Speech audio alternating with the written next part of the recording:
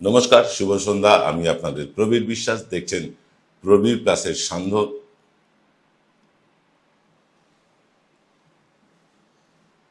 নমস্কার, শুভ সন্ধ্যা। আমি আপনাদের প্রবীর বিশ্বাস। দেখতে শুরু করেছেন এমকে ডিজিটালের সান্ধ্য সম্প্রচার এক্স ফ্যাক্টর। দেখুন, কবি বলে গিয়েছে, অন্যায় যে করে আর অন্যায় যে সয়, দুজনেই কিন্তু সমান অপরাধী। যদি বিজেপি দেশ জুড়ে অন্যায় চালায় বাঙালিদের উপরে বা বাংলার উপরে বা ভারতীয়দের উপরে, যারা সেটা সহ্য করছেন তারা কিন্তু সমান দোষী। আমি শুধু মিডিয়ার কথা বলছি না, যারা বিজেপির শরিক দল, এই চন্দ্রবাবু নাইডু, চিরাগ পাসওয়ান, নীতিশ কুমার, এরাও কি একই অপরাধে অপরাধী নয়? এরাও কি একই পাপের ভাগিদার নন? এই প্রশ্ন তো উঠবেই।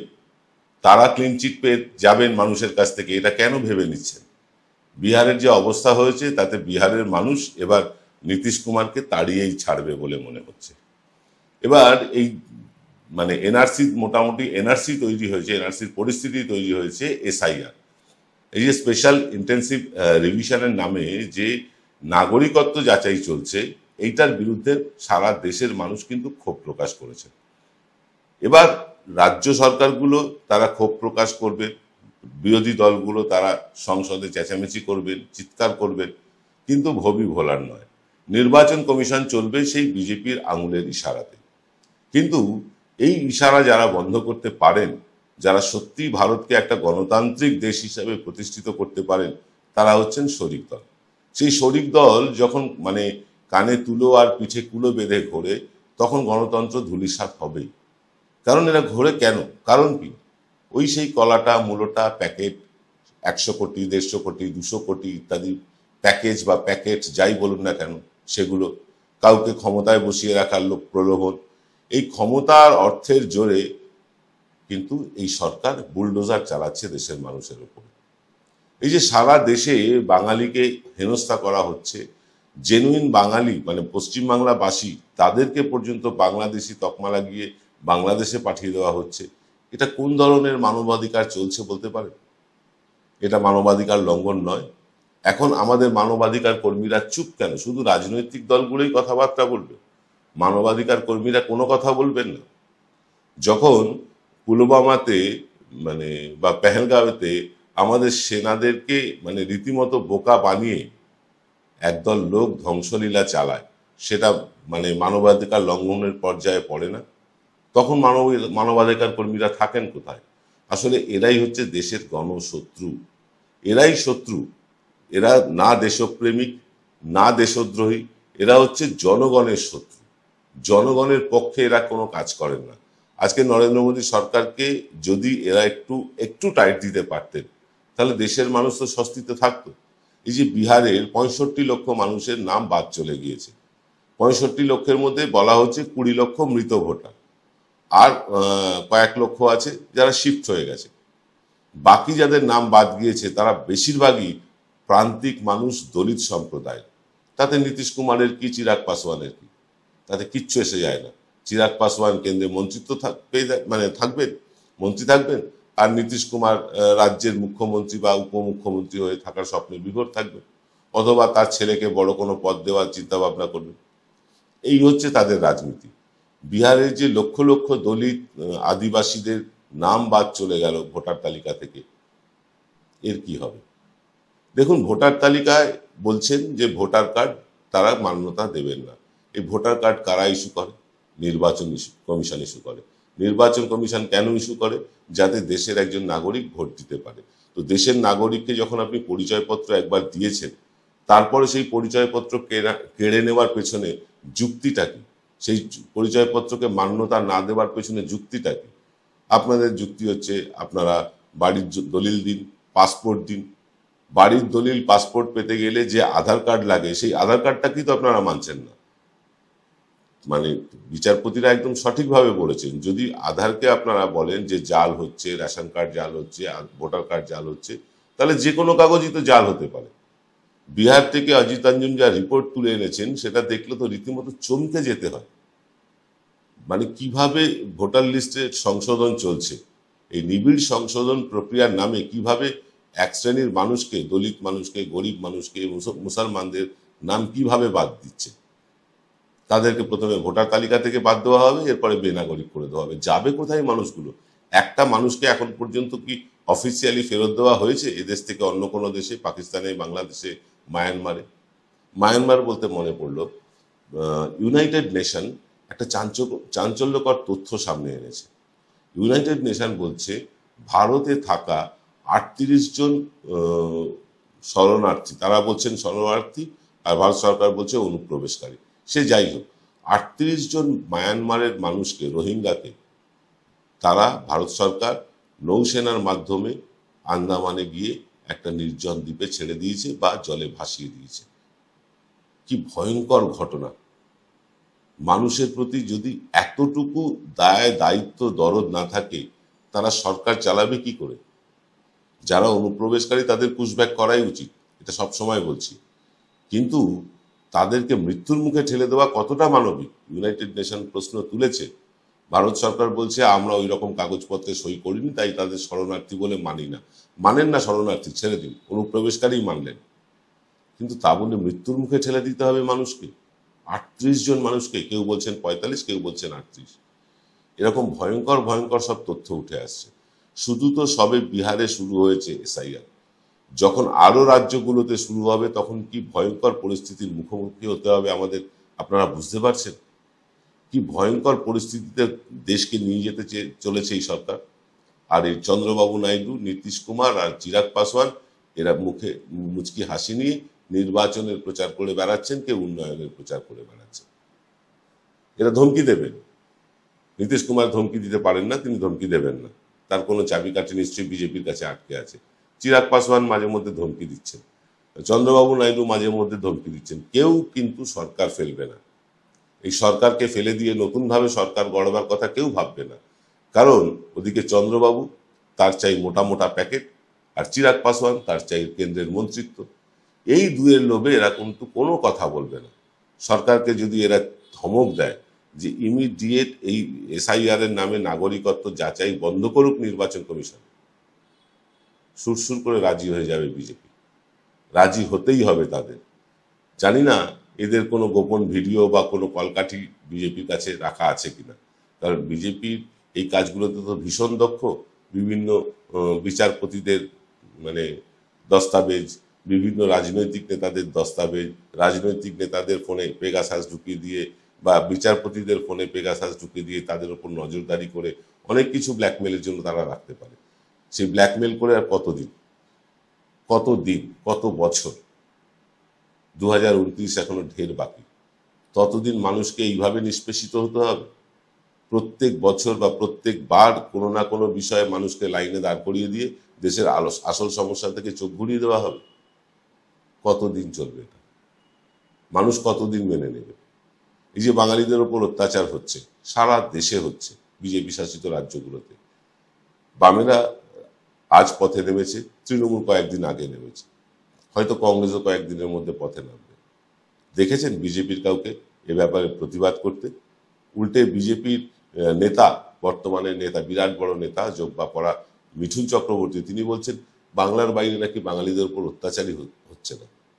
তাহলে দিল্লির যে ঘটনা, গুরগাঁওয়ের যে ঘটনা, মহারাষ্ট্রের যে ঘটনা, যে ভিডিওগুলো সামনে আসছে, সবই মিথ্যে?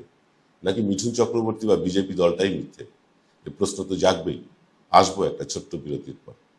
Found Kolkata's first ever sweet shop serving so unique items like Dab Malai Curry, Motichur Truffle, Gajor Borfi, Dab Kalakand, and I had to try them. শুধু তাই নয়, শক্তিগড়ের ল্যাংচা, বর্ধমানের সীতাভোগ, মালদার পোস্তকদম, বহরমপুরের ছানা বড়া, এগুলো সবকিছু খেতে হলে আর এত দূরে যেতে হবে না। সুন্দরিনী ন্যাচারালসে পেয়ে যাবে পশ্চিমবঙ্গের বিখ্যাত 10টা জেলার মিষ্টি all under the same roof. এদের বেস্ট সেলার্স কচি ডাবের শাঁস দিয়ে বানানো ডাব মালাইকারি আর কলা পাতায় মোড়া গুড়ের সন্দেশ পাতুরি আর মাস্ট ট্রাই। জয়গুরু রত্নভান্ডার জ্যোতিষ সীমা, এখানে গোল্ড মেডেলিস্ট জ্যোতিষী বসেন। হাই কোয়ালিটির আসল গ্রহরত্ন সবচেয়ে কম দামে এখানে পাওয়া যায়। স্থান বেলঘড়িয়া, রানী পার্ক, বটতলা, 2 নম্বর রেলগেটের নিকটে। 9681345722 এবং 9007778922। Welcome to the world of civil business. A Bengali business personality and the most successful business group, Roy Construction Group of companies, now coming Sarib, West Bengal.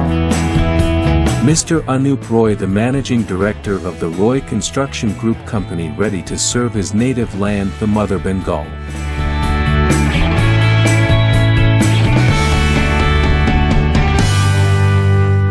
Film বিরতির পর আপনারা দেখছেন বিশ্বজোড়া বাঙালির আওয়াজ এনকে ডিজিটালের শান্ত সম্প্রচার এক্স ফ্যাক্টর।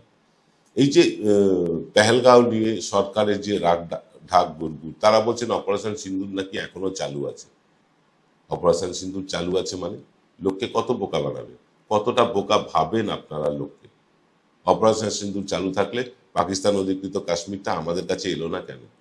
কেন আমরা Donald ট্রাম্পের কথায় অস্ত্র ফেলে আমরা সাদা কাপড় ওড়ালাম? কেন?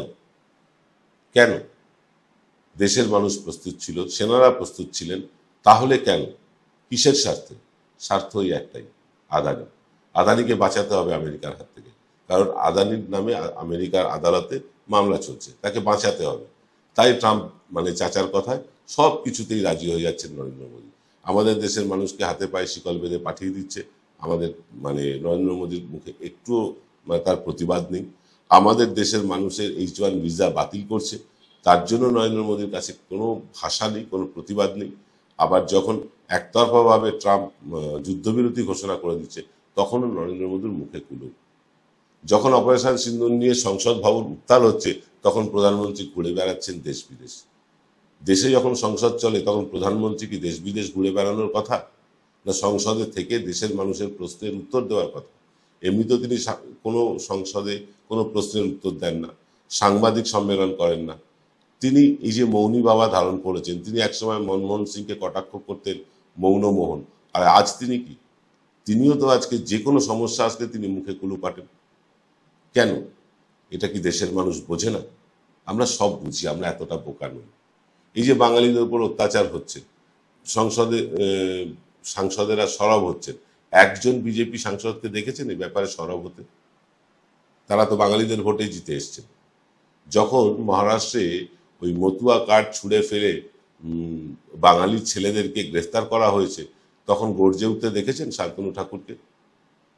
দেখবেন না। কারণ একটাই, এরা ক্ষমতা লোভী।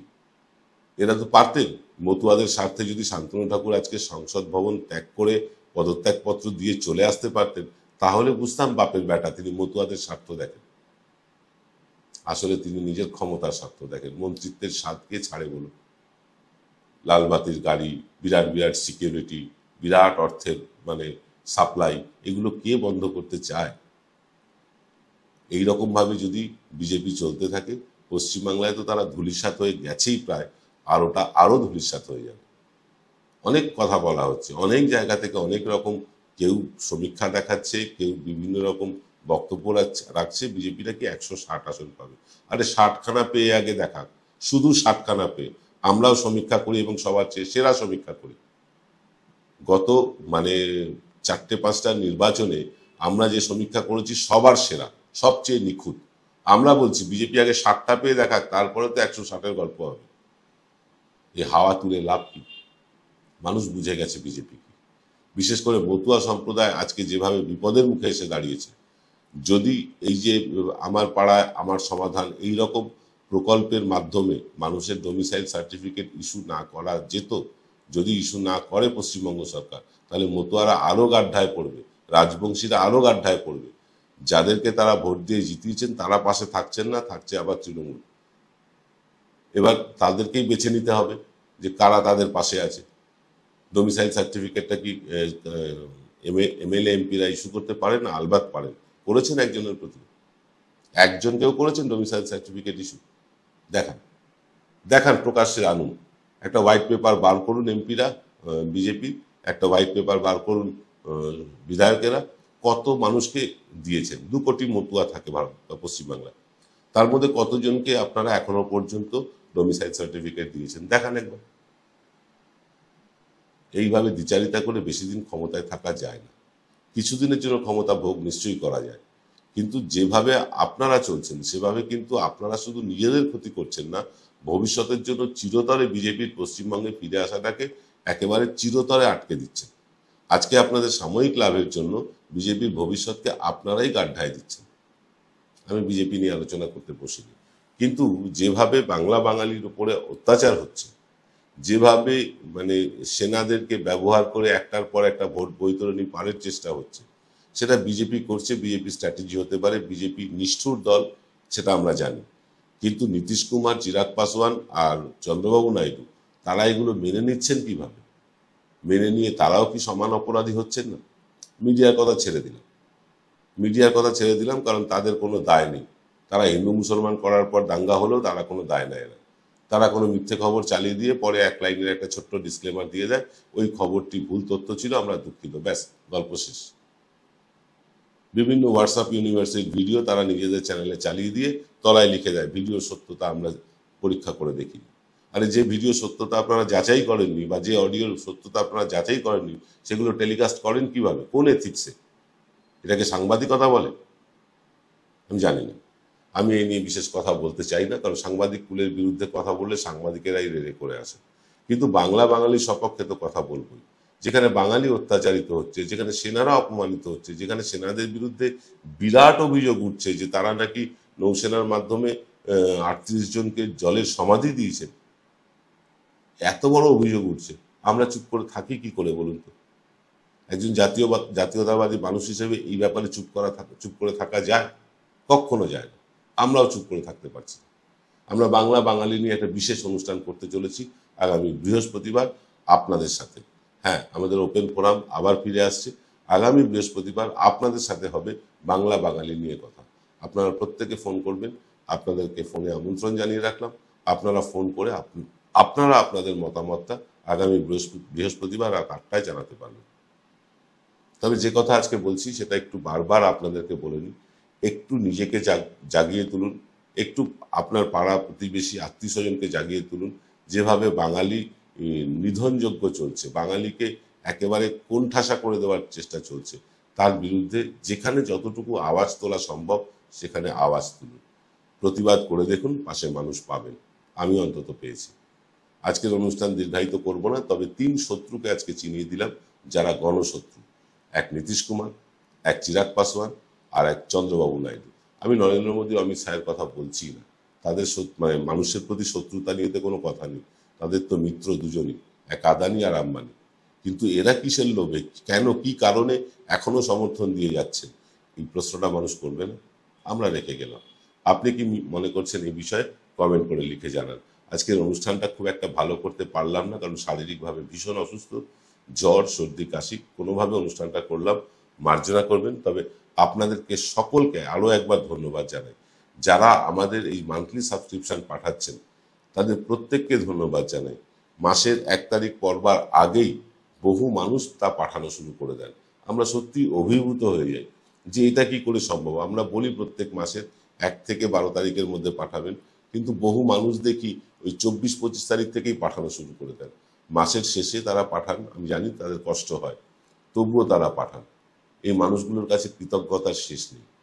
হয়তো মানুষগুলোর সংখ্যা অত্যন্ত কম, 32 জন মতন হয়েছে আমরা হিসেব করে দেখলাম, কিন্তু এই 32 জনই বা কোন চ্যানেলের পাশে দাঁড়ান? আপনারা এনকে ডিজিটালের পাশে দাঁড়িয়েছেন, চ্যানেলটা আপনারা চালাচ্ছেন। আমি উপস্থাপক মাত্র, ক্যামেরার সামনে বসে আপনাদেরকে বলতে হয় তাই বলি। যদি আপনাদের মধ্যেও কেউ বলতে চান এই চেয়ারে এসে বসে, আপনারাও বলতে পারেন। চ্যানেল আপনাদেরই, আপনাদের চ্যানেল আপনারাই চালাচ্ছেন।